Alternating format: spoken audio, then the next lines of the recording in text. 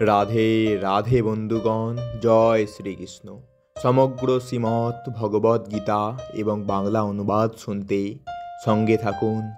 আজ শ্রীমৎ ভগবদ্ গীতার নবম অধ্যায় রাজবিদ্যা রাজগুহ্য যোগ, শ্লোক 3। ওম নমো ভগবত বাসুদেবায়। শ্লোক 3। অশ্রুদ্ধধনা পুরুষা ধর্মশাস্যা পরন্তপ অপ্রাপ্ত মাং নিবর্ততে মৃত্যু সংসার বর্তনে। অর্থাৎ, হে পরন্তপ, এই ভগবত ভক্তিতে যাদের শ্রদ্ধা উদিত হয়নি তারা আমাকে লাভ করতে পারে না। তাই তারা এই জড় জগতে জন্ম মৃত্যুর পথে ফিরে আসে। এর তাৎপর্য, শ্রদ্ধাহীন মানুষের পক্ষে ভক্তিযোগ সাধন করা সম্পূর্ণ অসম্ভব। এটি হচ্ছে এই শ্লোকের তাৎপর্য। সাধু সঙ্গে শ্রদ্ধার উদয় হয়, কিন্তু কিছু মানুষ এতই হতভাগ্য যে মহাপুরুষদের মুখরাবিন্দের থেকে বেদের সমস্ত প্রমাণ শ্রবণ করার পরেও তাদের হৃদয়ে ভগবানের প্রতি বিশ্বাসের উদয় হয় না। সন্দেহান্বিত হওয়ার ফলে তারা ভক্তিযোগ স্থিত থাকতে পারে না। তাই কৃষ্ণ ভাবনার উন্নতি সাধন করবার জন্য শ্রদ্ধাই হচ্ছে সবচেয়ে মহত্বপূর্ণ অঙ্গ। শ্রীচৈতন্য চরিতামৃতে বলা হয়েছে যে শ্রদ্ধা হচ্ছে সম্পূর্ণরূপে দৃঢ় বিশ্বাস, অর্থাৎ শুধুমাত্র পরমেশ্বর ভগবান শ্রীকৃষ্ণের সেবার দ্বারা মানুষ সব রকমের সার্থকতা অর্জন করতে পারে। একেই বলা হয় প্রকৃত বিশ্বাস।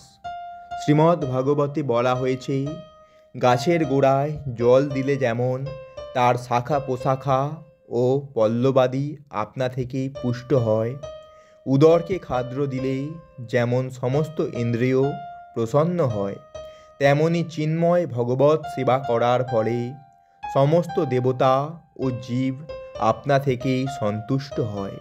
সুতরাং ভগবদ্গীতা অধ্যয়ন করে অবিলম্বে এই সিদ্ধান্তে উপনীত হওয়া উচিত নয়।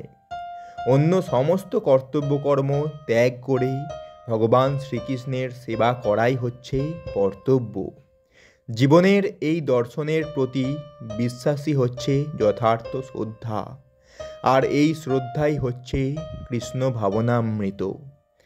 এখন সেই বিশ্বাসের উন্নতি সাধন করাই হচ্ছে কৃষ্ণ ভাবনার পন্থা। কৃষ্ণ ভাবনায় ভাবিত মানুষকে 3 প্রকারে ভাগ করা যায়। সর্বনিম্ন তৃতীয় স্তরে যারা আছে তাদের কোনোই বিশ্বাস নেই। এমনকি যদিও তারা আনুষ্ঠানিকভাবে ভগবত ভক্তি অনুশীলনে নিযুক্ত থাকে, তবুও তারা পরম সার্থকতা স্তর অর্জন করতে পারে না। এদের অধিকাংশই কিছুকাল পরে হয়তো ভক্তিমার্গ থেকে স্থলিত হয়। তারা কিছুকালের জন্য ভগবৎ সেবায় নিয়োজিত থাকতে পারে, কিন্তু পূর্ণ শ্রদ্ধা না থাকার ফলে তাদের পক্ষে অধিককাল কৃষ্ণ ভাবনায় নিযুক্ত থাকা অত্যন্ত কঠিন। আমাদের প্রচার কার্যে আমরা প্রত্যক্ষভাবে অনুভব করছি যে কিছু লোক গোপন উদ্দেশ্য নিয়ে কৃষ্ণ ভাবনা অনুশীলন করে এবং তাদের আর্থিক অবস্থা কিছুটা ভালো হলে তারা এই পন্থা পরিত্যাগ করে আবার পুরনো জীবনধারা গ্রহণ করে। কেবলমাত্র শ্রদ্ধার দ্বারাই মানুষ কৃষ্ণ ভাবনার উন্নতি সাধন করতে পারে। শ্রদ্ধার উন্নতি সাধন সম্বন্ধে বলা হয়েছে, ভক্তি সম্বন্ধীয় শাস্ত্রগ্রন্থে যিনি পারদর্শী এবং যিনি দৃঢ় শ্রদ্ধাস্তর লাভ করেছেন তাকে কৃষ্ণ ভাবনায় প্রথম শ্রেণীর মানুষ বা উত্তম অধিকারী বলা হয়। আর দ্বিতীয় শ্রেণীর মধ্যম অধিকারী হচ্ছেন তিনি, যিনি শাস্ত্রজ্ঞানে ততটা পারদর্শী নন, কিন্তু স্বাভাবিকভাবে তার দৃঢ় বিশ্বাস আছে যে কৃষ্ণ ভক্তি হচ্ছে সর্বোত্তম মার্গ, এবং তাই দৃঢ় বিশ্বাসের সঙ্গে তিনি এই মার্গ অনুসরণ করেন। এভাবেই মধ্যম অধিকারী কনিষ্ঠ অধিকারীর থেকে উত্তম।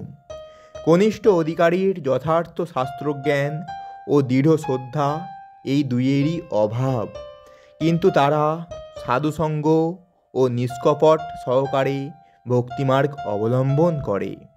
কৃষ্ণভক্তি অনুশীলনে কনিষ্ঠ অধিকারীর পতন হতে পারে, কিন্তু কেউ যখন মধ্যম অধিকারিতে স্থিত হন তিনি তখন পতিত হন না, এবং কৃষ্ণ ভাবনায় উত্তম অধিকারীর পতনের কখনো সম্ভাবনা থাকে না।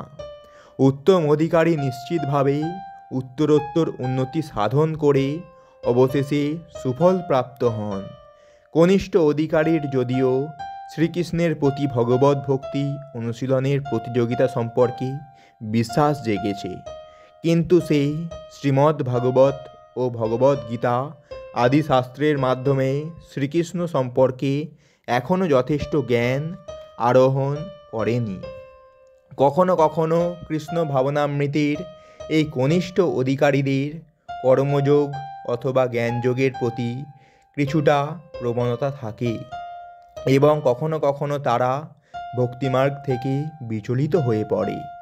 কিন্তু কর্মযোগ জ্ঞানযোগ আদির সংক্রমণ থেকে মুক্ত হওয়ার পর তারা কৃষ্ণ ভাবনায় মধ্যম অথবা উত্তম অধিকারীতে পরিণত হতে পারে। শ্রীমদ্ ভাগবতে কৃষ্ণের প্রতি শ্রদ্ধার 3টি স্তরের কথা বর্ণনা করা হয়েছে। শ্রীমদ্ ভাগবতে একাদশ স্কন্ধে প্রথম শ্রেণীর আসক্তি, দ্বিতীয় শ্রেণীর আসক্তি ও তৃতীয় শ্রেণীর আসক্তির কথাও ব্যাখ্যা করা হয়েছে। কৃষ্ণ কথা তথা ভক্তিযোগের শ্রেষ্ঠত্বের কথা শ্রবণ করা সত্ত্বেও যাদের শ্রদ্ধার উদয় হয় না এবং যারা কেবল সেগুলিকে শ্রুতিমাত্র বলে মনে করে, তাদের কাছে এই পথ অত্যন্ত দুর্গম বলে প্রতিভাত হয়।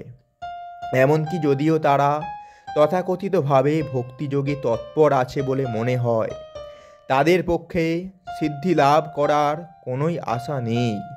এভাবেই আমরা দেখতে পাই যে ভক্তিযোগ সাধনে শ্রদ্ধা অত্যন্ত দরকারি। তো বন্ধুগণ, এটাই ছিল শ্রীমদ্ ভগবদ গীতার নবম অধ্যায় রাজগুহ যোগের শ্লোক 3। এই রকম সম্পূর্ণ শ্রীমদ্ ভগবদ গীতা শুনতে আমাদের এই চ্যানেলটিকে সাবস্ক্রাইব করুন এবং সঙ্গে থাকুন। রাধে রাধে, জয় শ্রীকৃষ্ণ।